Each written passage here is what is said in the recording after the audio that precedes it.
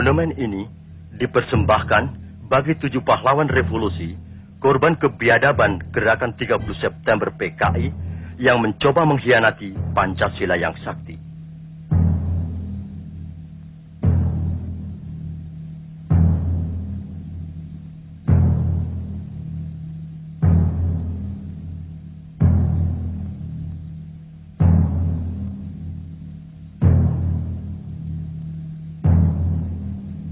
Cita-cita perjuangan kami untuk menegakkan kemurnian Pancasila tidak mungkin dipatahkan hanya dengan mengubur kami dalam sumur ini.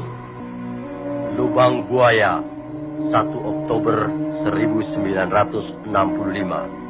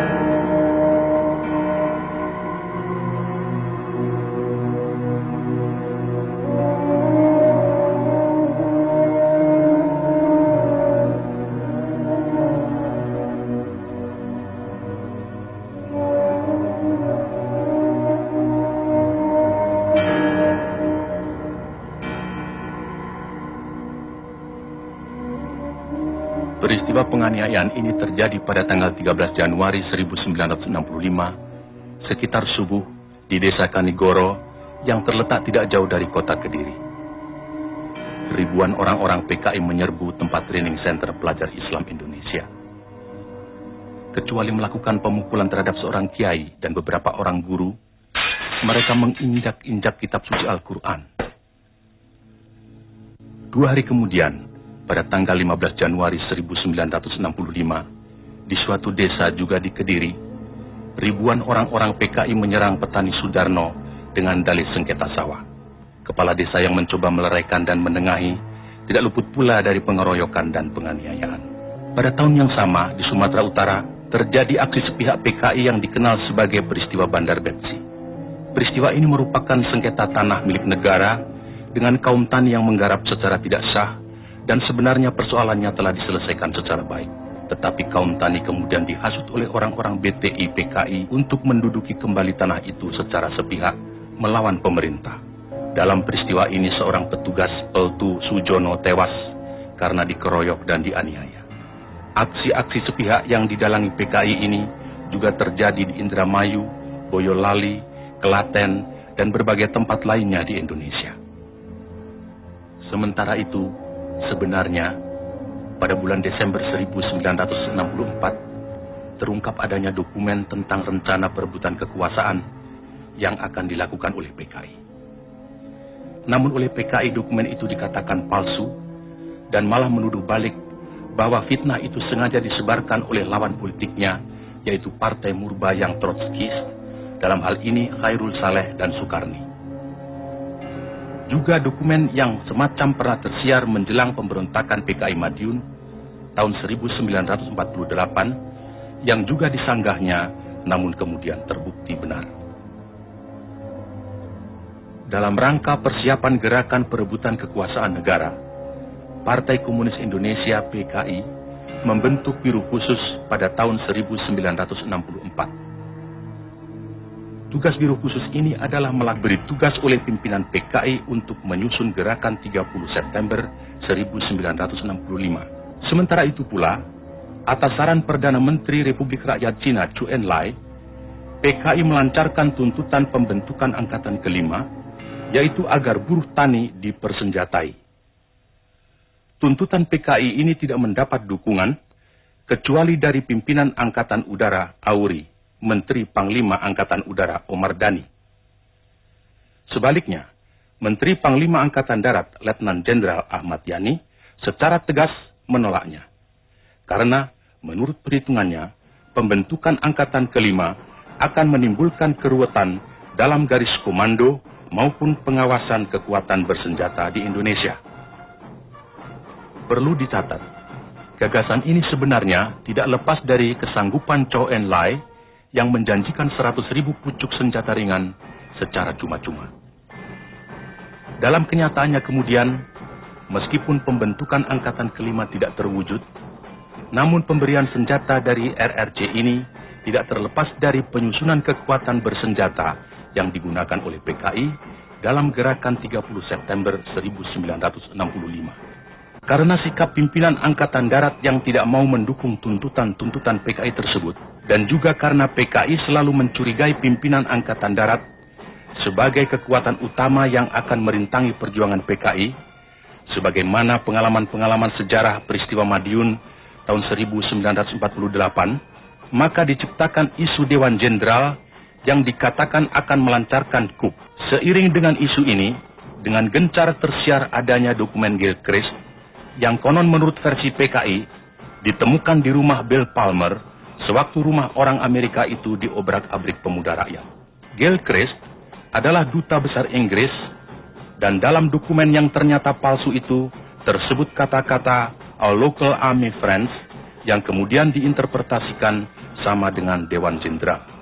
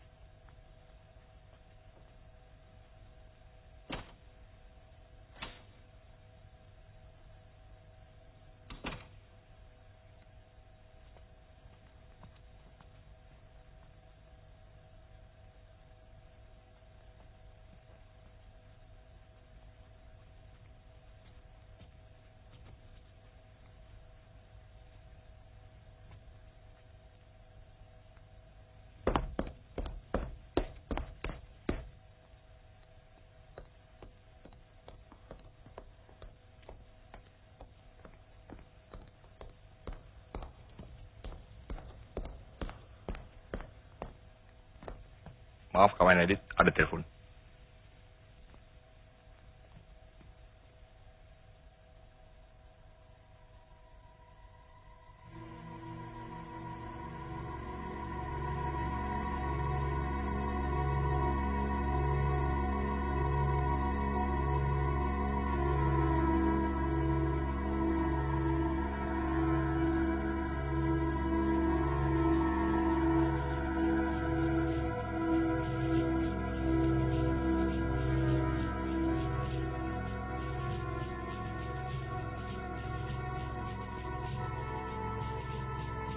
Bagaimana, Profesor Hu? 根据我们共同的诊断，苏总统的病情已经到了危险的状态。当然，这并不是说完全没有复原的希望，只是有2种可能性是对总统的议题极端不利，那就是若不全身瘫痪嘛，便是死亡。 Menurut Profesor Hu, keadaan kesehatan Paduka Yang Mulia Bung Karno cukup kritis. Tentu saja bukan berarti tidak ada kemungkinan sembuh. Tapi 2 kemungkinan yang terburuk akan bisa menimpa Paduka, yaitu kemungkinan lumpuh atau meninggal.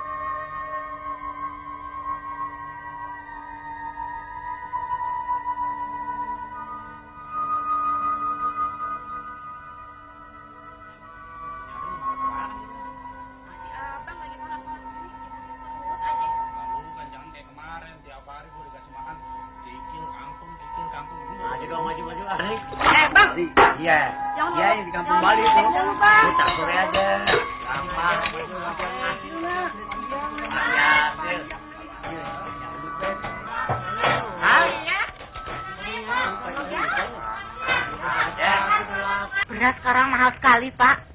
Lalu apa saya mesti jual harga diri saya dengan beras? Masuk sopsi, ikut-ikutan bernasakom, biar naik pangkat, naik golongan. Loh, kok marah? Saya cuma bilang, beras sekarang mahal sekali. Lalu? Kalau jatah beras kita terus-menerus dicabut dari kantor, lama-lama kita bisa makan baju. Yang penting halal. Soal beras, soal dunia. Soal kedudukan, soal dunia. Loh, kok lewat depan? Pintu samping dikunci, Bu. Dapat berapa liter, Mbak? Seperti biasanya, Bu. Dalam keadaan bobrok seperti sekarang ini, kita harus lebih dekat kepada Allah. Dan jangan biarkan kita hanya mengeluh. Iman justru harus kita perteguh. Jangan mudah terbujuk oleh apapun. Juga jangan takut kepada ancaman komunis, sopsi, fana semua itu. Kalau bukan sekarang, bukan kita yang memenangkan peperangan ini. Insya Allah anak-anak kita. Insya Allah anak-anak kita yang akan menegakkan kebenaran di negeri ini. Saya yakin komunis dan kaum materialis akan hancur di mana-mana. Manusia tidak akan mampu selamanya bersombong. Seperti putra Nabi Nuh. Tidak lama lagi Hanif akan jadi orang. Insinyur pertanian.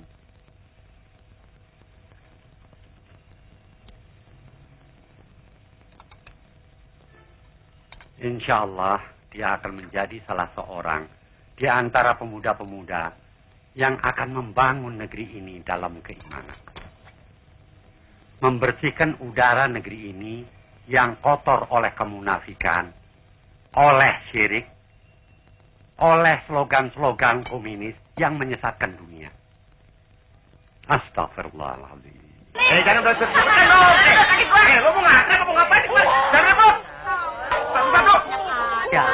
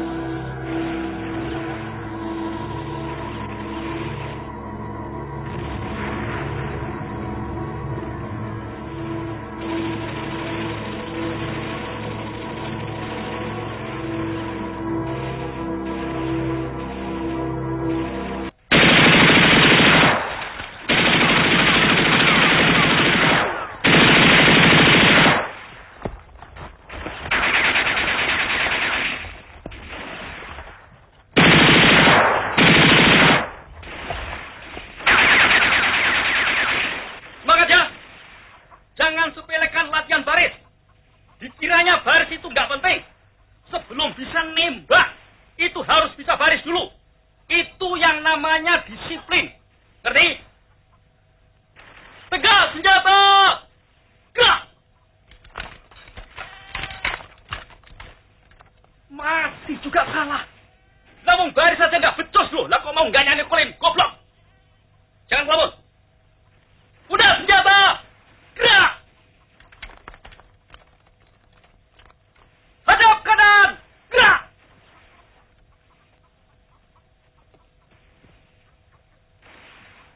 Perhatikan! Maju! Jalan! 1, 2.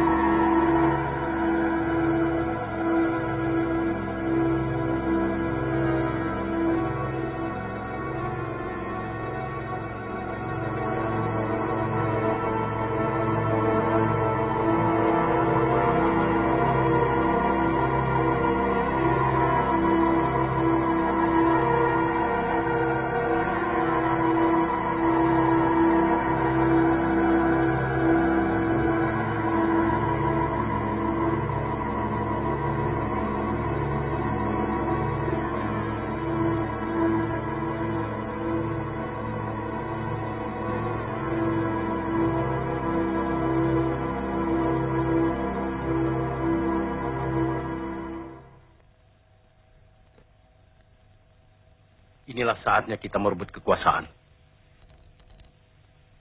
Kita harus lebih cepat. Kita harus mendahului.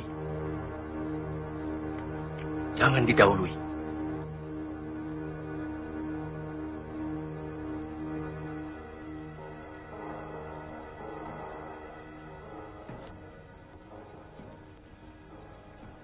Menurut kawan Aidit, isu Dewan Jenderal yang berhasil kita sebarkan secara lebih gencar sampai masyarakat betul-betul yakin bahwa isu itu benar. Sementara itu, kita harus terus mendesak Bung Karno untuk membungkam lawan-lawan kita. Pokoknya, pers harus mutlak kita kuasai. Kawan Sam, sekarang kita sedang memasuki tahap yang paling menentukan dan sangat gawat dalam sejarah perjuangan partai. Jangan harap jenderal-jenderal kapitalis itu akan membiarkan kita atau partai hidup begitu Bung Karno kehilangan kekuasaannya. Setelah 5 Oktober nanti, berapa lama lagi, Sam? Kurang 2 bulan lagi.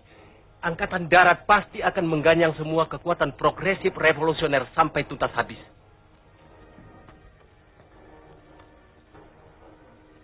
Jadi sekarang betul-betul tinggal masalah waktu. Siapa cepat dapat, siapa tepat selamat. Terus, kita tidak boleh meleset dalam menentukan segala sesuatunya. Kontak seluruh perwira yang berpikiran maju yang mendukung kita. Segeralah menyusun kekuatan, kumpulkan semua anggota biro khusus, baik pusat maupun daerah.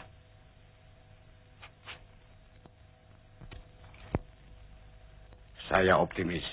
Saya yakin sekali segala sesuatu di muka bumi ini berpihak pada kita. Saya betul-betul optimis. Semua perwira yang saya bina kesadaran politiknya juga mempunyai optimisme yang sama. Pemuda-pemuda kita sedang berlatih keras di lubang buaya. Mereka semua semakin keras dari hari ke hari. Juga mereka semakin kuat dari waktu ke waktu. Seperti ajal bagi Nikolin dengan antek-anteknya. Tapi saya ragu. apakah ajal Bung Karno benar-benar sudah dekat seperti perkiraan tim dokter RRT? Cepat atau lambat, ajal itu pasti datang. Cepat atau lambat, jenderal-jenderal itu terus menghimpun kekuatan.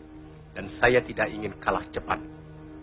Kemungkinan coup yang akan mereka lakukan akan memperoleh kesempatan yang baik pada hari 5 Oktober nanti. Pada saat itu mereka akan mampu menghimpun kekuatan secara maksimal. Dan saya tidak menghendaki hari itu tiba untuk mereka. Satu detik pun kita tidak boleh kalah. Hubungi kawan-kawan.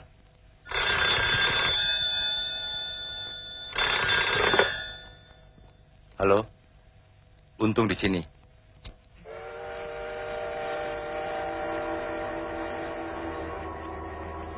Kawan Ketua Edit berpesan agar gerakan-gerakan yang akan kita lancarkan harus bersifat terbatas dan akan merupakan gerakan militer. Kedua, sasaran utama gerakan adalah para jenderal yang tergabung dalam apa yang dinamakan Dewan Jenderal dan atau jenderal-jenderal atau tokoh-tokoh yang anti partai, yang komunis tokobi. Ketiga, gerakan ini harus menguasai instalasi-instalasi vital seperti Telkom, RRI, PTT, kereta api, dan lain-lain. Untuk memimpin gerakan, kita sepakat mengajukan 3 orang calon. Yang terdiri dari perwira-perwira berpikiran maju, yaitu Letnan Kolonel Untung, Komandan Batalion dari Resimen Cakrabirawa, Kolonel Infanteri Latif, Komandan Brigif 1, Kodam 5 Jaya, dan Mayor Udara Suyono, Komandan Pasukan Pengawal Pangkalan Udara. Ada koreksi? Saya tidur semalam. Itu mereka bubar.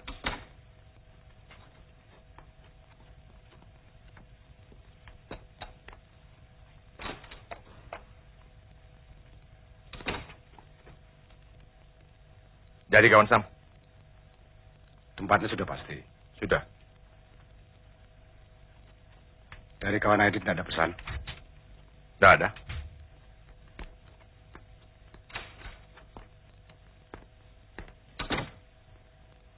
Sudah kawan Sam?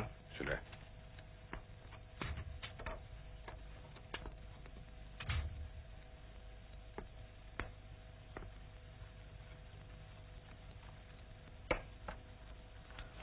Sebelum Ketua Edit berkomentar, saya ingin kawan Sam lebih dulu menilai karya saya ini.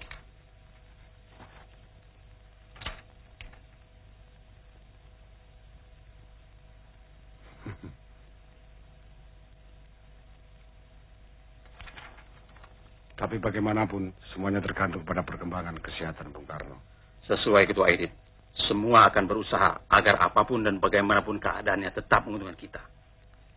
Dan kita akan melalap setiap kesempatan yang lewat. Tapi yang penting, kita harus bisa mengusahakan sedemikian rupa agar pada 17-an nanti, Bung Karno tetap berpidato, bagaimanapun sakit beliau. Karena kalau tidak, jenderal-jenderal kabir itu pasti akan lebih sigap lagi bekerja.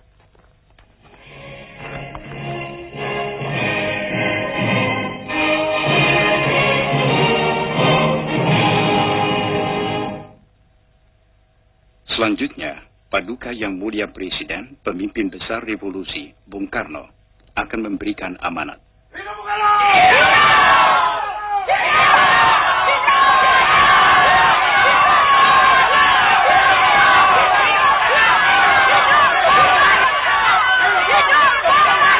Habis sama sekali. Saya sudah bilang kemarin, beras dari Tik Gunawan sudah habis. Saya tidak bicara soal beras. Saya bicara soal negeri ini. Bung Karno sedang dihabisi. Negeri ini sedang dihabisi. Komunis bergerak seperti setan yang tidak kelihatan.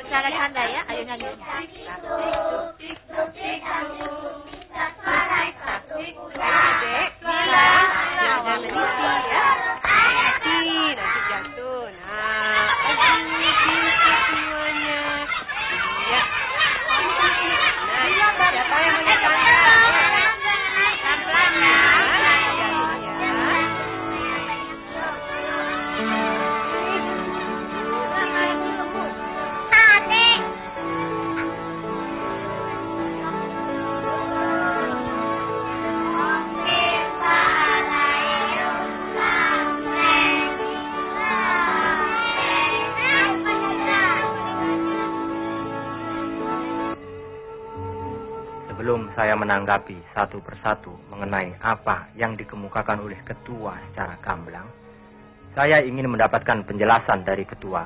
Bukan berarti saya meragukan mengenai Dewan Jenderal. Dari mana ketua mendapat info mengenai hal itu? Terus terang saya harus mengemukakan kekhawatiran saya demi perjuangan dan masa depan partai.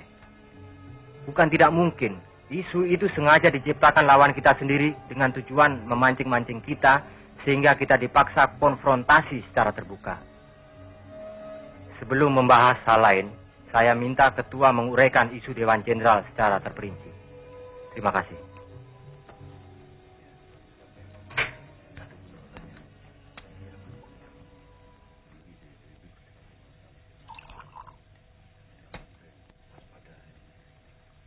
Silakan, kawan Yono. Untuk sementara pertanyaan saya sama seperti yang dikemukakan kawan Sakirman. Kalau begitu barangkali kawan Sanusi masih punya pertanyaan. Silakan. Terima kasih. Untuk menyingkat waktu, saya hanya akan memukakan pertanyaan-pertanyaan pokoknya saja. Pertanyaan pertama, sama dengan pertanyaan kawan Insinyur Sakirman, yaitu mengenai info Dewan Jenderal. Apakah sumbernya dapat dipercaya? Dan yang lebih penting, apakah hal itu sudah dicek kebenarannya? Pertanyaan kedua, apakah hal yang serius serta menyangkut masa depan partai ini sudah pernah dibicarakan dalam rapat Dewan Harian Politbiro dan bagaimana pertimbangannya?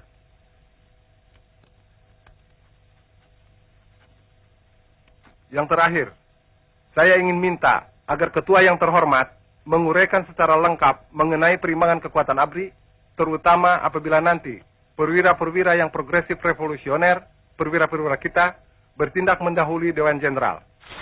Ini betul-betul menyangkut nasib dan masa depan partai. Terima kasih.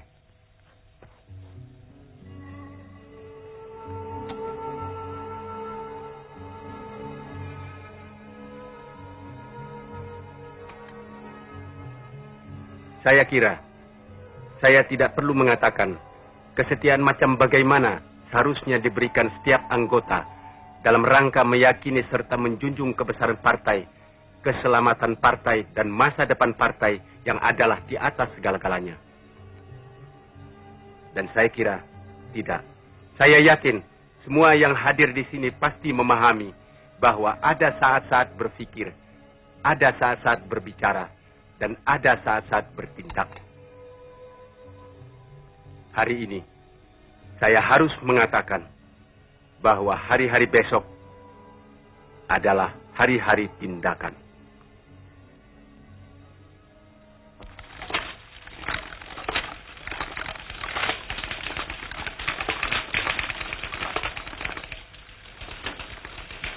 Hari ini harus kelar ya, kalau perlu lembur sampai malam. Baik, Pak.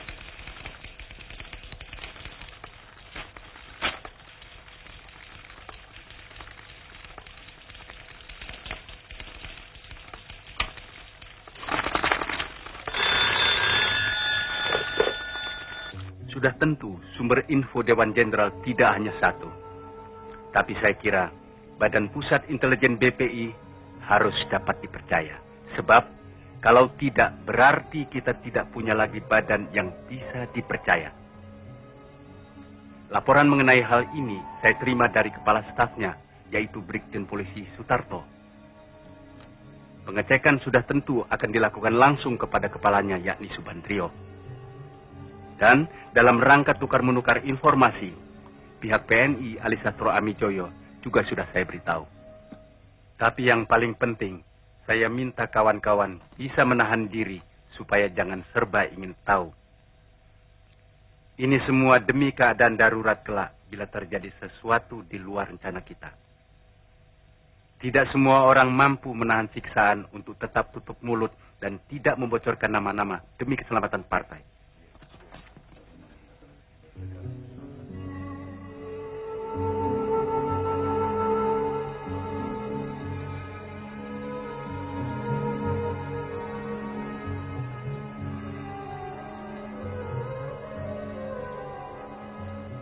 Karena itu saya tidak berani menyebutkan nama-nama perwira yang berpikiran maju atau penjelasan detail lainnya sehubungan dengan pertanyaan yang terakhir.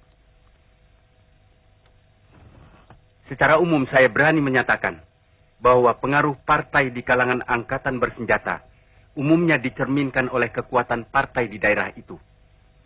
Jadi pengaruh kita di Jawa adalah baik, kecuali di daerah Jakarta Raya, dan yang terbaik adalah di Jawa Tengah. Kecuali itu, ada faktor yang menguntungkan kita. Karena ada ketidakkompakan di kalangan Dewan Jenderal, yaitu antara Nasution dan Yani tentang waktu pelaksanaan perebutan kekuasaan. Sementara Alri dan Akri dapat kita netralisir, karena kedua angkatan ini sedang sibuk dengan urusan intern mereka sendiri. Sementara Auri akan membantu memberikan fasilitas. Maaf, interupsi. Apakah ketua berpendapat suatu aksi akan dapat sukses kalau aksi itu hanya dilakukan di Jawa saja? Terima kasih. Menurut pendapat saya, kunci kemenangan adalah Jawa. Siapa bisa menguasai Jawa, itulah yang menang. Lihatlah PRRI Permesta yang praktis telah menguasai beberapa pulau di luar Jawa. Karena Jawa tidak mereka tarik, maka akhirnya mereka gagal.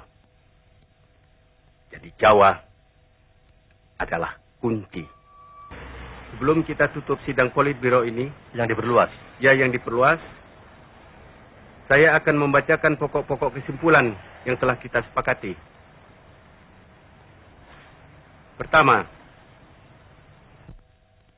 sidang sepakat terhadap kemungkinan kup Dewan Jenderal, lebih baik kita mengadakan aksi mendahului dalam bentuk operasi militer, serta membentuk Dewan Revolusi guna mengganti Kabinet Dwikora. Kedua, menetapkan pembagian kerja sebagai berikut. A. Soal-soal yang berhubungan dengan operasi militer, termasuk penentuan hari H dan jam D-nya, diserahkan kepada ketua. B.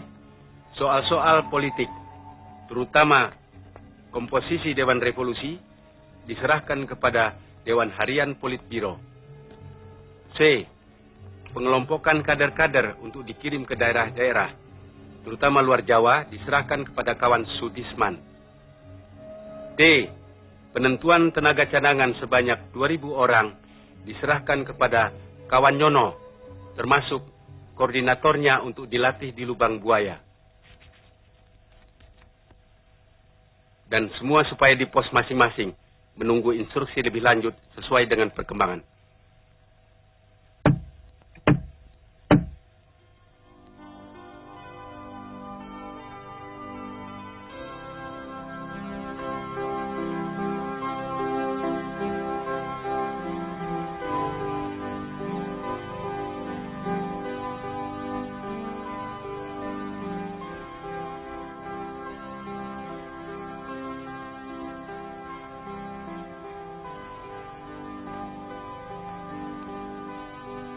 Sama seperti ayah. Sudah sama.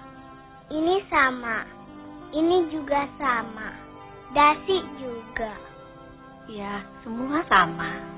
Tapi Ade tidak punya bintang-bintang seperti ayah. Tunggu.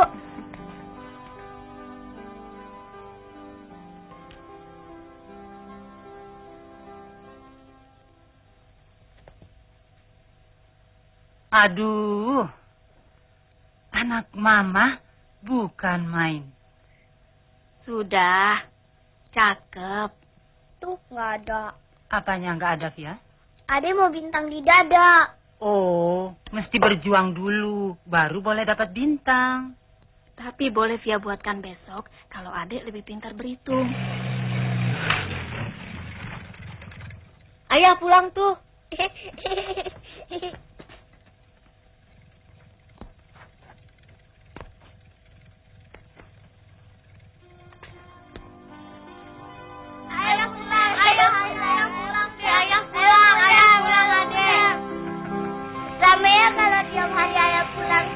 Mana bisa, ayah kan sibuk.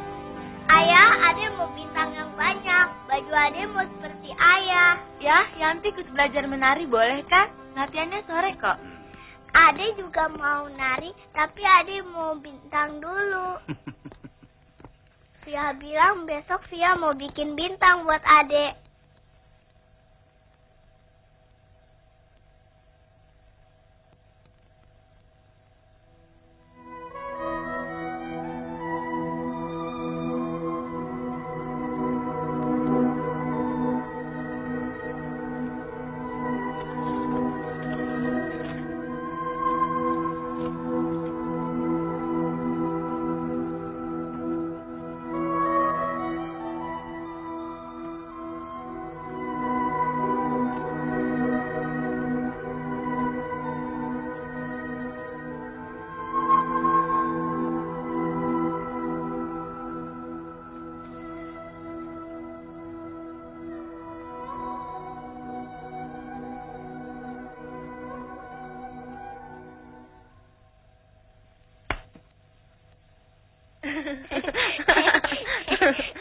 Kong Pier bisa baca surat dalam gelap? Oh.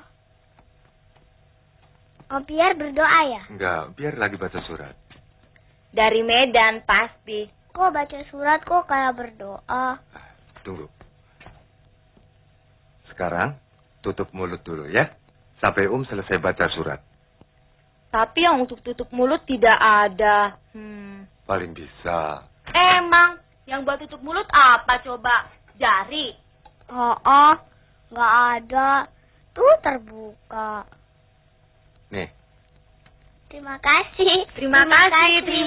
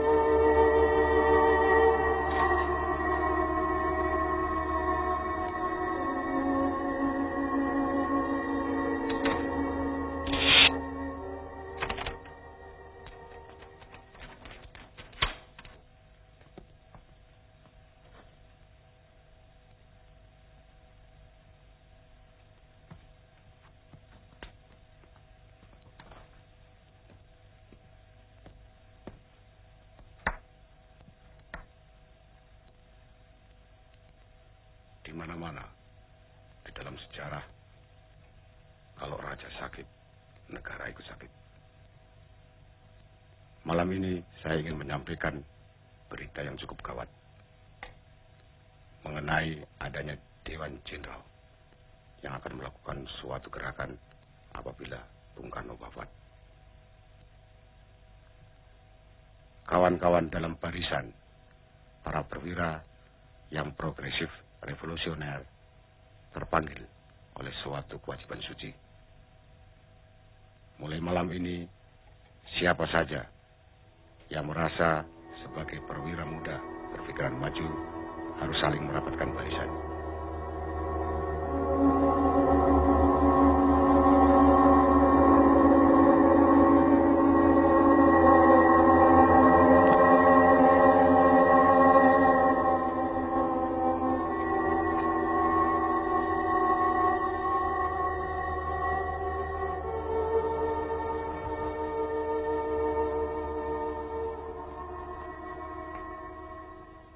Dalam Brigif 1 Kodam 5 Jaya, sangat disesalkan.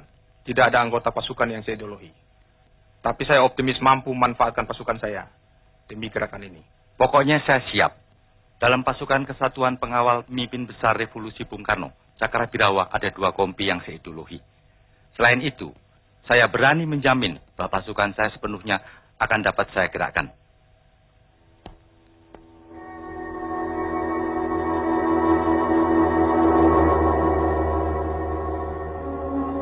Jadi kekuatan militer di Jakarta Raya ada 60.000 orang yang terdiri dari Depat, Kodam, Kodim, Kostrat, dan lain-lain, termasuk RPKAD dan pasukan yang ada di Cijantung. Artinya kita perlu mengimbangi kekuatan itu dengan menggerakkan massa yang progresif, revolusioner, di samping tambahan pasukan-pasukan yang kita bina dari Jawa Tengah dan Jawa Timur. Saya telah mendapat jaminan dari Mayor Sukirno bahwa pasukannya Batalion 454 akan dapat digunakan. Saya juga optimis mengenai Batalion 530. Lalu, untuk memimpin gerakan militer ini, siapa orangnya? Dalam hal apa saja, kita harus hati-hati. Gerakan ini harus mengesankan suatu gerakan murni intern Angkatan Darat.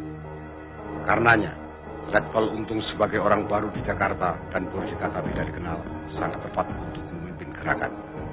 Faktor ini juga ditambah dengan kedudukan Letkol Untung sebagai Komandan Satuan Cakra.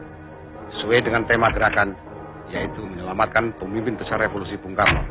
Maka sebagai pengawal pribadi, Letkol Untung sangat tepat.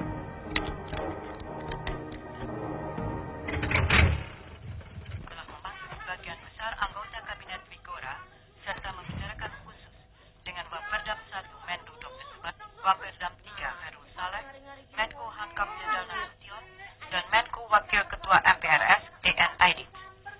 Dalam pertemuan tersebut, Presiden Pemimpin Besar Revolusi Bung Karno meminta laporan-laporan dari para pembantu-pembantunya sehubungan dengan akan diadakannya sidang paripurna Kabinet Wikora. Sementara itu, Minggu malam 20 September yang lalu, Waperdam 1 Menteri Luar Negeri Dr. Subandrio dalam sambutannya pada resepsi pembukaan Kongres Nasional ke-6 Serikat Buruh Perkebunan Republik Indonesia Sarbufri Sopsi di Gedung Pemuda menegaskan dalam masa pelaksanaan ideologi sekarang ini sudah waktunya bagi kita semua untuk memberantas kaum kapitalis birokrat, dinasti ekonomi, pencoleng kekayaan negara, dan kaum koruptor.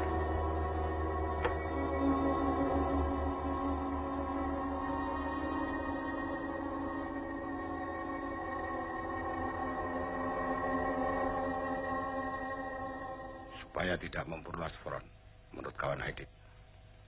Sasaran penculikan supaya dibatasi hanya ke 7 jenderal yang sudah disepakati dan tidak menambahkan nama-nama Hatta, Khairul Saleh, dan Sukendro. Jadi jelas sasaran penculikan adalah Jenderal Nasution, Jenderal Yani, Jenderal Suprapto, Jenderal Parman, Jenderal Haryono, Jenderal Penjahitan, serta Jenderal Sutoyo. Saya kira cukup jelas. Sekarang saya persilakan Kolonel Latif untuk menguraikan rencana operasinya dan kawan Letnan Kolonel Untung silakan menanggapinya bila perlu.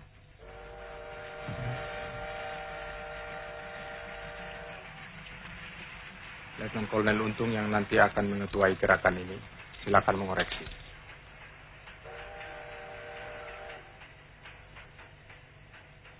Operasi akan dibagi atas 3 komando, yaitu Komando Penculikan dan Penyergapan, Komando Penguasaan Kota, dan ketiga Komando Pasis. Komando Penculikan diberi nama Pasukan Pasopati, akan dipimpin oleh Letnan 1 Dul Arif. Tugasnya mengambil para jenderal hidup atau mati. Komando Penguasaan Kota diberi nama Pasukan Bima Sakti, akan dipimpin oleh Kapten Suradi. Sedangkan Komando Pasis akan dipimpin oleh Mayor Udara Gatot Sukrisno, dan pasukan ini dinamakan Pasukan Gatot Koco atau Pringgondani. Semua itu di bawah pimpinan Letnan Kolonel Untung, yang akan dibantu oleh sebuah dewan pimpinan terdiri dari Brigjen Suparjo, Letnan Kolonel Heru Atmojo, Kolonel Laut Soekardi, dan Ajen Komisaris Besar Polisi Anwas. Adapun Brigjen Suparjo yang pada saat ini di Kalimantan Barat sebagai Panggugur 4 akan datang tidak lama lagi.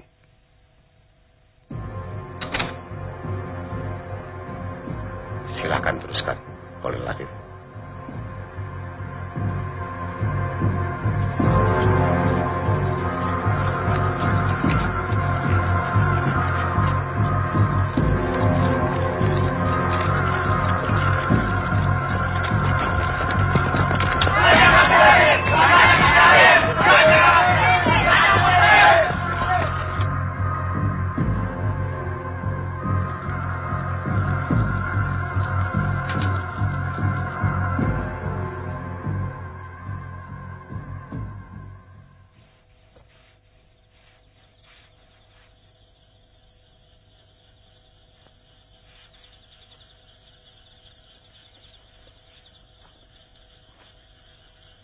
Saya harap segala sesuatunya cukup jelas.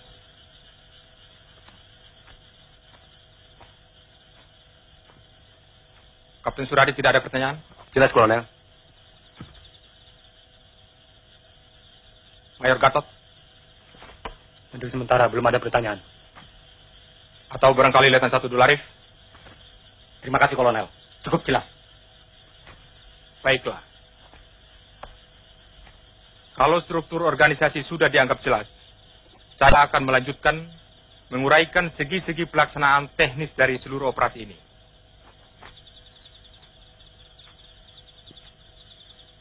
Terutama sekali mengenai tugas utama pasukan Pasopati yang akan dipimpin oleh Letnan 1 Dul Arif.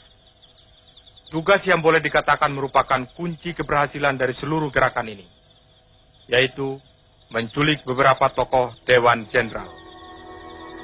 Sedemikian pentingnya tugas penculikan ini, sehingga boleh dikatakan merupakan tugas inti. Jadi kegagalan dalam gerakan ini berarti kegagalan total gerakan. Jadi apapun dan bagaimanapun, tugas ini harus berhasil. Hidup atau mati.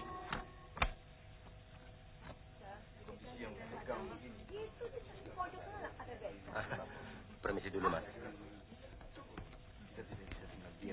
Kawin gantung itu sebetulnya lebih berat daripada kawin betulan. Kalian harus pandai-pandai menahan diri dari segala godaan. Harus pandai-pandai menabung, menyiapkan diri, menyiapkan segala-galanya. Apalagi zaman sekarang, zaman edan. Kalian tidak perlu ikut-ikutan edan. Cukup tetangga-tetangga kalian saja yang edan. Dan tidak usah sedih, karena malam ini kita pesta sangat sederhana. Untung saja kita tidak makan kerikil. Untung kita tidak makan bulgur, Bu. Harus ada orang kuat yang berani merubah keadaan ini. Bagaimana mungkin kita akan mampu mengawasi angkatan kelima? Apa nak semeraut nanti? Dan apa OPR tidak cukup? Kacau. Sudahlah, semua ini masalah politik. Dan biangnya adalah PKI. Yang kita sayangkan, bahaya komunis ini bukan saja tidak dibendung, malah diberi peluang oleh Nasakom. Contohnya saya sendiri. Terus terang, tidak masuk akal saya bahwa seorang komunis bisa sekaligus seorang Pancasilais. Dan bagaimana mungkin seorang prajurit yang Sabta Margais bisa mempertahankan Pancasila kalau ia seorang komunis? Kalau suasana begini terus-menerus, bisa meledak, Mas. Bukan tidak mungkin. Perang saudara yang selama ini kita hindari bisa menjadi malapetaka. Dan Indonesia sebagai satu kesatuan akan hancur. Selalu saling mengerti. Keadaan ini lebih celaka lagi. Karena hampir semua koran menjadi trompet komunis dan negara-negara komunis. Pemerintah dan Bung Karno dengan segala manipul Usdek dan Nasakomnya sedang masuk perangkap Subandrio dan Aidit. Sementara situasi ekonomi kita semakin menjadi kembang kempis dan semakin memberikan peluang bagi komunis.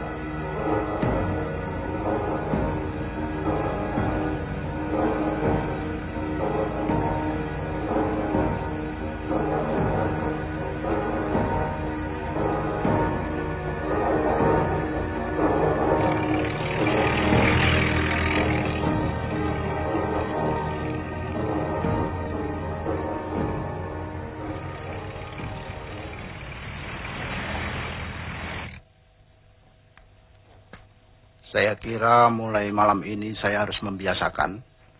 Sekalipun resminya saya ini Brigjen, tapi dalam gerakan ini saya wakil Saudara Untung. Perkenalkan saya Suparjo. Untung.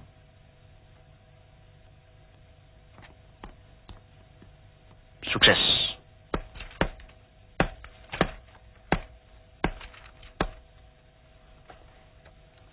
Saya minta maaf karena rapat terpaksa menunggu saya. Latihan upacara di Senayan agak larut baru selesai.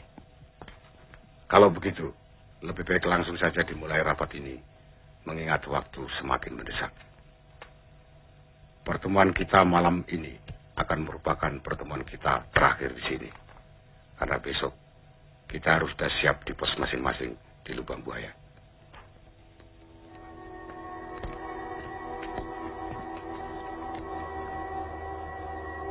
Karena itulah, Semua kawan sepakat bahwa gerakan kita beri nama Gerakan 30 September.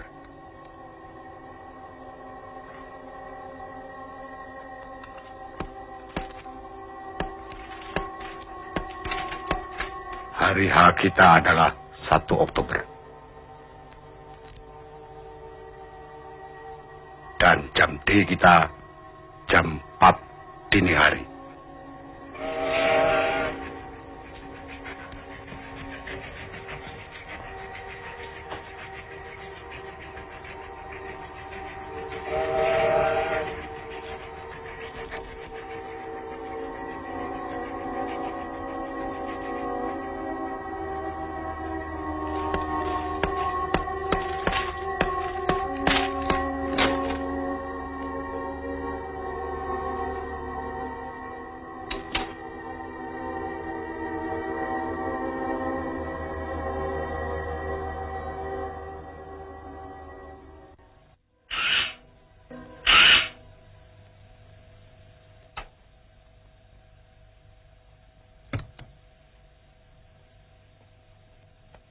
Adek, kok ikut-ikutan keluar?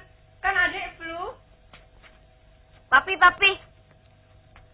Papi bilang mau kemana?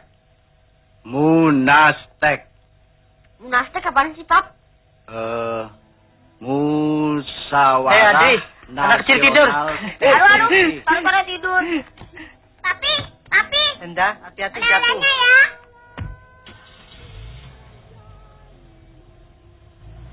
Dah. Dah, Papi.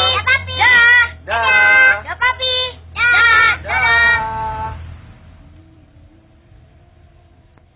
Adek, badannya masih panas kok. Masuk. Adri?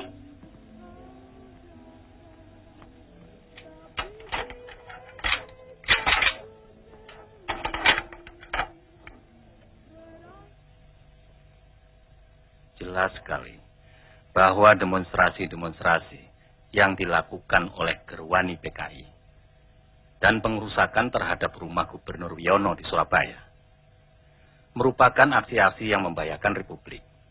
Dilihat secara keseluruhan, maka peristiwa-peristiwa yang terjadi di Jawa Timur dengan berbagai aksi sepihak oleh PTI PKI sudah hampir dapat dipastikan bahwa ada suatu gerakan yang sistematis sedang berjalan. Untuk semuanya ini, kami merasa perlu menghadapkan langsung Mayor Sugianto sendiri selaku saksi utama dalam peristiwa tanggal 27 September itu. Semua ini tidak bisa kita biarkan terus-menerus, sehingga keadaan makin bertambah kacau. Kami sungguh-sungguh sangat prihatin sekali. Masyarakat kelihatan semakin resah.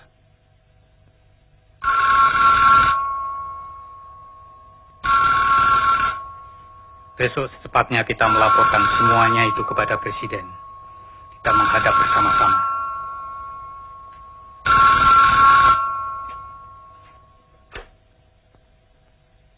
Ya, halo.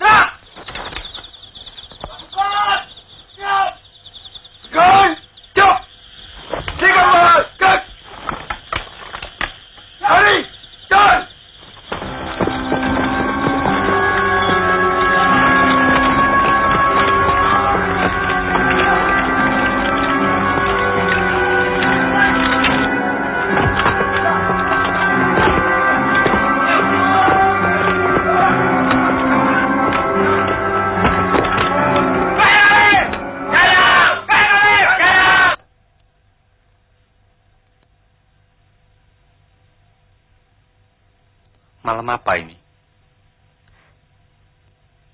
Malam Jumat. Jumat apa? Jumat Legi. Kenapa?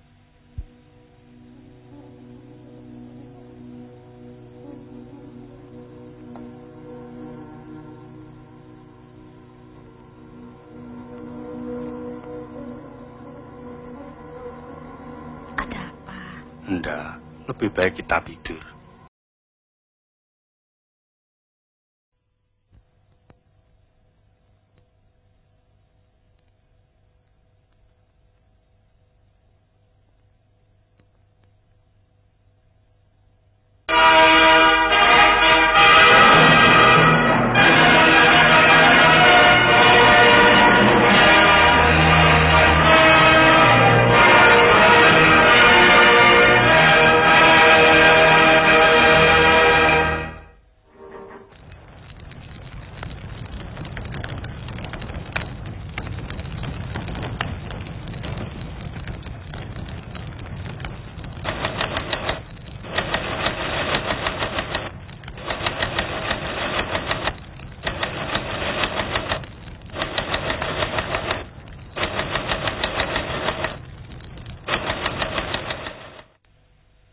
Monumen ini dipersembahkan bagi 7 pahlawan revolusi, korban kebiadaban gerakan 30 September PKI yang mencoba mengkhianati Pancasila yang sakti.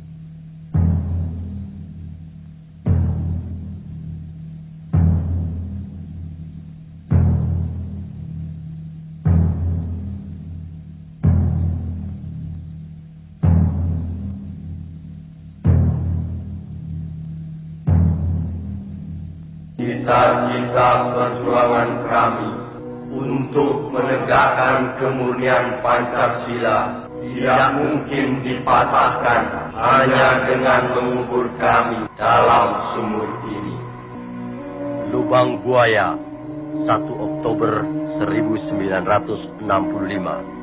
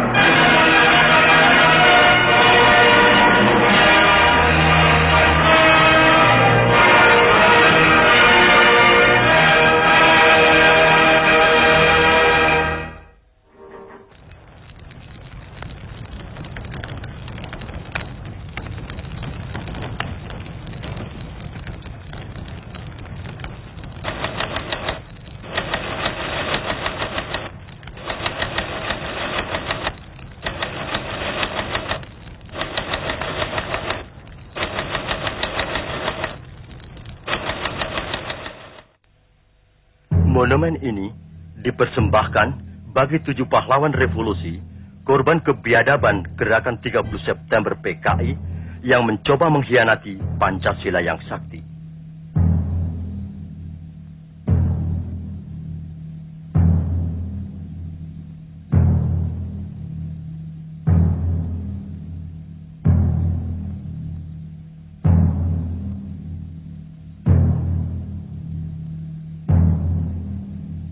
Cita-cita perjuangan kami untuk menegakkan kemurnian Pancasila tidak mungkin dipatahkan hanya dengan mengubur kami dalam sumur ini.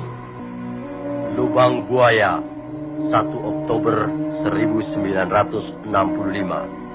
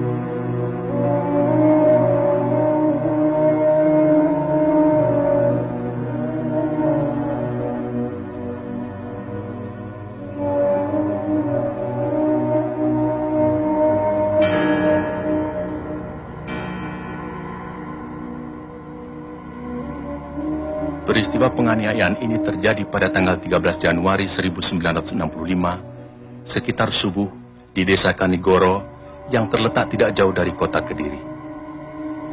Ribuan orang-orang PKI menyerbu tempat training center pelajar Islam Indonesia. Kecuali melakukan pemukulan terhadap seorang kiai dan beberapa orang guru, mereka menginjak-injak kitab suci Al-Quran. 2 hari kemudian, pada tanggal 15 Januari 1965, di suatu desa juga di Kediri, ribuan orang-orang PKI menyerang petani Sudarno dengan dalih sengketa sawah. Kepala desa yang mencoba meleraikan dan menengahi tidak luput pula dari pengeroyokan dan penganiayaan. Pada tahun yang sama, di Sumatera Utara, terjadi aksi sepihak PKI yang dikenal sebagai peristiwa Bandar Bepsi.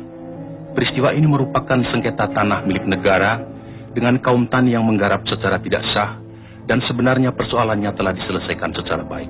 Tetapi kaum tani kemudian dihasut oleh orang-orang BTI PKI untuk menduduki kembali tanah itu secara sepihak melawan pemerintah. Dalam peristiwa ini seorang petugas Peltu Sujono tewas karena dikeroyok dan dianiaya. Aksi-aksi sepihak yang didalangi PKI ini juga terjadi di Indramayu, Boyolali, Klaten, dan berbagai tempat lainnya di Indonesia. Sementara itu, sebenarnya, pada bulan Desember 1964, terungkap adanya dokumen tentang rencana perebutan kekuasaan yang akan dilakukan oleh PKI. Namun oleh PKI dokumen itu dikatakan palsu dan malah menuduh balik bahwa fitnah itu sengaja disebarkan oleh lawan politiknya, yaitu Partai Murbayang Trotskis, dalam hal ini Khairul Saleh dan Sukarni. Juga dokumen yang semacam pernah tersiar menjelang pemberontakan PKI Madiun tahun 1948 yang juga disanggahnya namun kemudian terbukti benar. Dalam rangka persiapan gerakan perebutan kekuasaan negara, Partai Komunis Indonesia PKI membentuk Biro Khusus pada tahun 1964. Tugas Biro Khusus ini adalah beri tugas oleh pimpinan PKI untuk menyusun gerakan 30 September 1965. Sementara itu pula, atas saran Perdana Menteri Republik Rakyat Cina Zhou Enlai, PKI melancarkan tuntutan pembentukan Angkatan Kelima, yaitu agar buruh tani dipersenjatai. Tuntutan PKI ini tidak mendapat dukungan kecuali dari pimpinan Angkatan Udara Auri, Menteri Panglima Angkatan Udara Omar Dhani. Sebaliknya, Menteri Panglima Angkatan Darat Letnan Jenderal Ahmad Yani secara tegas menolaknya. Karena menurut perhitungannya, pembentukan Angkatan Kelima akan menimbulkan keruwetan dalam garis komando maupun pengawasan kekuatan bersenjata di Indonesia. Perlu dicatat, gagasan ini sebenarnya tidak lepas dari kesanggupan Zhou Enlai yang menjanjikan 100.000 pucuk senjata ringan secara cuma-cuma. Dalam kenyataannya kemudian, meskipun pembentukan Angkatan Kelima tidak terwujud, namun pemberian senjata dari RRC ini tidak terlepas dari penyusunan kekuatan bersenjata yang digunakan oleh PKI dalam gerakan 30 September 1965. Karena sikap pimpinan Angkatan Darat yang tidak mau mendukung tuntutan-tuntutan PKI tersebut, dan juga karena PKI selalu mencurigai pimpinan Angkatan Darat sebagai kekuatan utama yang akan merintangi perjuangan PKI, sebagaimana pengalaman-pengalaman sejarah peristiwa Madiun tahun 1948, maka diciptakan isu Dewan Jenderal yang dikatakan akan melancarkan coup. Seiring dengan isu ini, dengan gencar tersiar adanya dokumen Gilchrist yang konon menurut versi PKI ditemukan di rumah Bill Palmer sewaktu rumah orang Amerika itu diobrak-abrik pemuda rakyat. Gilchrist adalah duta besar Inggris, dan dalam dokumen yang ternyata palsu itu tersebut kata-kata "Our local army friends" yang kemudian diinterpretasikan sama dengan Dewan Jenderal.